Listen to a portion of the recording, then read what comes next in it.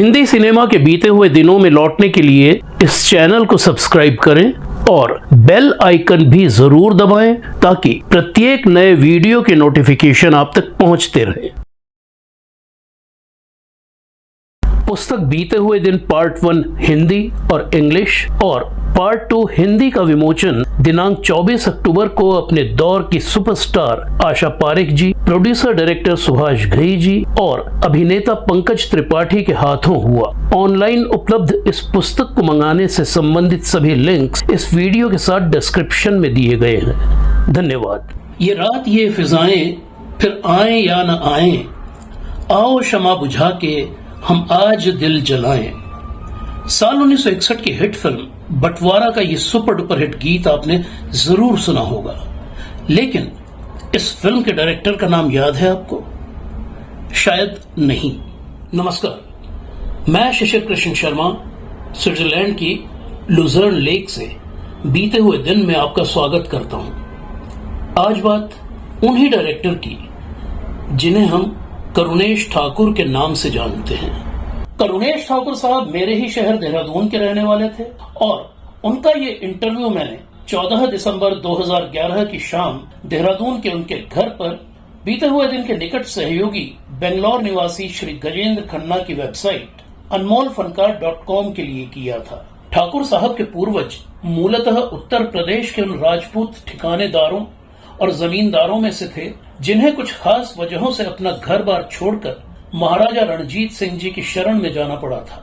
महाराजा ने उन परिवारों को लाहौर के मोची दरवाजे के इलाके में बसने की इजाजत और जगह दे दी थी। करुणेश ठाकुर जी के पिता ठाकुर हिम्मत सिंह लाहौर में बनने वाली साइलेंट फिल्मों के जाने माने अभिनेता थे और उन्होंने साल 1940 में बनी पंजाबी फिल्म दुल्ला भट्टी में मेन विलेन की भूमिका की थी। इस फिल्म को संगीतकार ओपी नैयर की पहली फिल्म के तौर पर भी जाना जाता है। वो इस फिल्म के गीत रब दी जनाब विचों ए होए दिल मंगदा के कोरस में गाने के साथ ही पर्दे पर भी नजर आए थे। ठाकुर हिम्मत सिंह ने 1940 के दशक के मध्य में अपने बैनर लीला मंदिर की स्थापना करके पंजाबी फिल्म कमली बनाई, जो साल 1946 में प्रदर्शित हुई थी।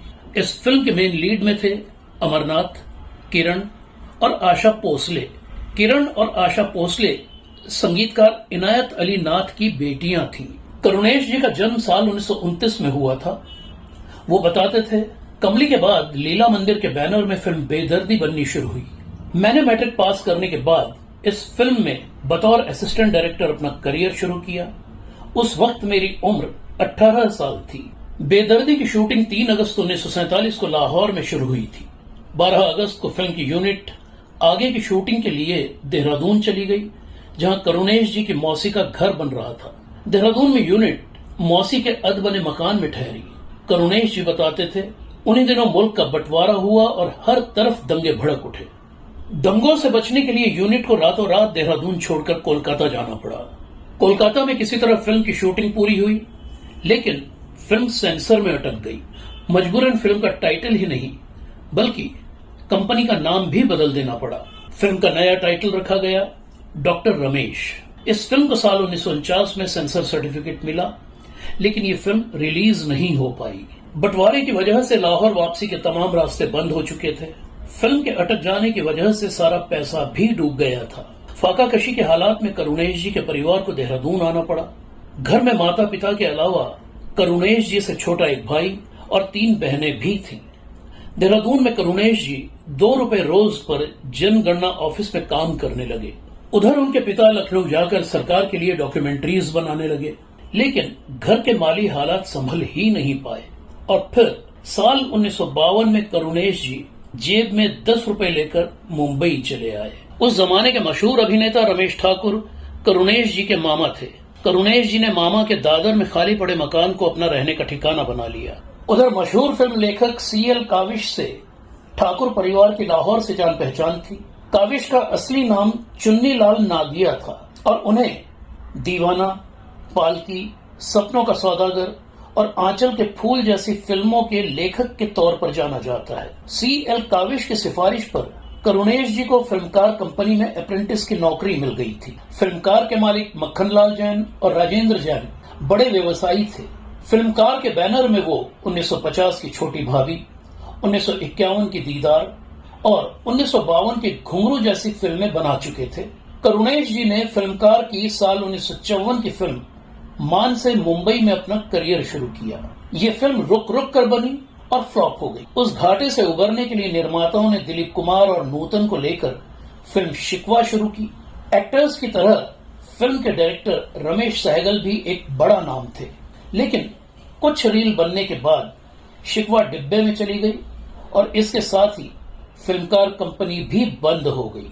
इसके बाद करुणेश ठाकुर ने साल 1956 की फिल्म कारवां और 1957 की पाताल परी में बतौर असिस्टेंट डायरेक्टर काम किया। वो बताते थे, फिल्म पाताल परी के डायरेक्टर को फिल्मिस्तान की सुन तो ले हसीना मिली तो उन्होंने पाताल परी को बीच में ही छोड़ दिया था। ऐसे में निर्माता ने वो फिल्म पूरी करने की जिम्मेदारी मुझे दी। पाताल परी साल 1957 में रिलीज हुई थी और इसमें मेरा नाम को डायरेक्टर के तौर पर दिया गया था। साल 1958 में रिलीज हुई बिग बजट फिल्म एक शोला में Karunesh Thakur chief assistant director थे। दीप खोसला और अभिनेता प्रदीप कुमार की कंपनी दीप प्रदीप पिक्चर्स की इस फिल्म के मेन लीड एक्टर्स थे प्रदीप कुमार, माला सिन्हा, जवाहर कौल और शुभा खोटे। संगीत मदन मोहन का था और इसके निर्देशक थे चंदर सहगल। चंदर सहगल ने भी रमेश सहगल के असिस्टेंट के तौर पर करियर शुरू किया था और वो करुणेश जी के करीबी दोस्त थे। एक शोला बतौर इंडिपेंडेंट डायरेक्टर चंदर सहगल की पहली फिल्म थी। करुणेश जी बताते थे, कुछ ही समय बाद दीप खोसला और प्रदीप कुमार अलग हुए तो दीप खोसला ने स्वतंत्र रूप से फिल्म बंटवारा बनाने का फैसला किया और उस फिल्म के निर्देशन की जिम्मेदारी मुझे सौंप दी। ये फिल्म C.L. काविश के उपन्यास पर बनी थी और संगीतकार S. मदन के कंपोज किए गए इस फिल्म के सभी गीत उस दौर में बेहद मशहूर हुए थे। खासतौर से जवाहर कौल जबीन पर फिल्माया गया ये रात ये फिजाएं फिर आए या न आए, आओ शमा बुझा के हम आज दिल जलाएं, आज भी अपनी ताजगी को बनाए हुए है। हालांकि सेंसर की आपत्ति की वजह से इस गीत के मुखड़े के दूसरे हिस्से को बदलकर आओ शमा जला के हम आज मिल के गाएं करना पड़ा था। अलबत्ता रिकॉर्ड्स और कैसेट्स में ये मुखड़ा मूल रूप में ही मिलता है। उधर प्रदीप कुमार ने चंदर सहगल के निर्देशन में फिल्म मिट्टी में सोना का निर्माण शुरू किया। प्रदीप कुमार और माला सिन्हा की मुख्य भूमिकाओं वाली इस फिल्म में O.P. नैयर का संगीत था। साल 1960 में रिलीज हुई इस फिल्म का आशा भोसले का गाया सोलो पूछो न हमें हम उनके लिए क्या क्या नजराने लाए हैं आज भी उतने ही चाव से सुना जाता है। दुर्भाग्य से इस फिल्म की शूटिंग के दौरान घटी एक दुर्घटना में निर्देशक चंदर सहगल का निधन हो गया था। उस वक्त उनकी उम्र महज 30 साल थी। करुणेश जी के दिल में अपने उन करीबी दोस्त की मौत का गम आखिरी सांस तक रहा। चंदर सहगल मेरे बड़े अच्छे दोस्त थे। मैंने उनको फिल्म मिली थी एक शोला, प्रदीप कुमार और माला सिन्हा थे उसमें। मैंने उस फिल्म में उनके साथ एज एसोसिएट डायरेक्टर और एज स्क्रीन पे राइटर ज्वाइन कर लिए। दूसरी फिल्म मिट्टी में सोना में शूटिंग करने मद्रास गए, वहाँ जीप में उनका एक्सीडेंट हो गया और उनकी डेथ हो गई। अगर वो जिंदा रहते तो शायद आज इंडस्ट्री के टॉप मोस्ट डायरेक्टर होते।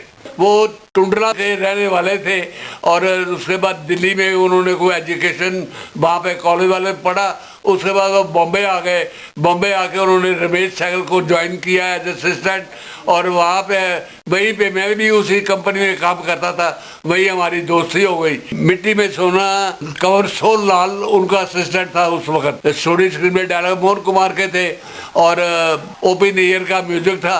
माला सिन्हा, प्रदीप कुमार, ये सब के सब उस जीप में बैठे थे जिसमें एक्सीडेंट हुआ और वो जीप के एक्सीडेंट के बाद इन्हीं की डेथ हुई, बाकी सबको चोटें लगी। करुणेश जी बताते थे, फिल्म बंटवारा की सफलता के बाद मुझे कई बड़ी फिल्में मिली, लेकिन सभी फिल्में एक एक करके बंद होती चली गई। इनमें मनोज कुमार बीना राय की जोड़ी की और सायरा बानो शम्मी कपूर की जोड़ी की फिल्में भी शामिल थीं। ऐसे में मैंने खुद ही प्रोड्यूसर बनने का फैसला करते हुए पंजाबी फिल्म 7 सालियां बनाई। 1964 में रिलीज हुई ये फिल्म जबरदस्त हिट रही, लेकिन मेरी अगली फिल्म हिंदी की चोर दरवाजा 4 रील बनने के बाद बंद हो गई। साल 1968 में करुणेश ठाकुर जी ने C.L. काविश के उपन्यास पर फिल्म आंचल के फूल बनाई। इस फिल्म को उस साल का राष्ट्रपति पुरस्कार मिला, लेकिन करुणेश जी के करियर को इसका कोई खास लाभ नहीं हुआ। वो कहते थे, जो भी बड़ी फिल्में मैंने शुरू की वो अधूरी रह गई। मजबूरन मुझे छोटे बजट की भावना, बाजीगर, अलबेली और शादी से पहले जैसी फिल्में डायरेक्ट करनी पड़ी। करुणेश जी ने पातालपरी, एक शोला, मैं और मेरा भाई और दलाल नंबर 1 के अलावा पंजाबी की सदगुरु तेरी ओट, नदियों बिछड़े नीर, खालसा मेरे रूप है खास जैसी फिल्में भी लिखी और फिर बढ़ती उम्र की वजह से फिल्मी दुनिया को अलविदा कहकर वो साल 2000 में देहरादून वापस लौट गए। करुणेश जी ने अपनी जिंदगी के आखिरी 13 बरस देहरादून में बिताए। वो देहरादून के करणपुर क्षेत्र में स्थित पुश्तैनी मकान में अपने छोटे भाई और बहन के साथ रहते थे। उनकी पत्नी और 2 बहनों का निधन पहले ही हो चुका था। उनकी एकमात्र संतान बेटी रोहिणी विवाहिता है और अपने पति के साथ मुंबई में रहती हैं। करुणेश जी ने लंबे समय तक Uttarakhand film chamber of commerce के वाइस प्रेसिडेंट का पद संभाला। साल 1999 में उन्हें दून रत्न पुरस्कार से सम्मानित किया गया था। करुणेश ठाकुर जी का निधन 3 जुलाई 2013 को देहरादून में हुआ।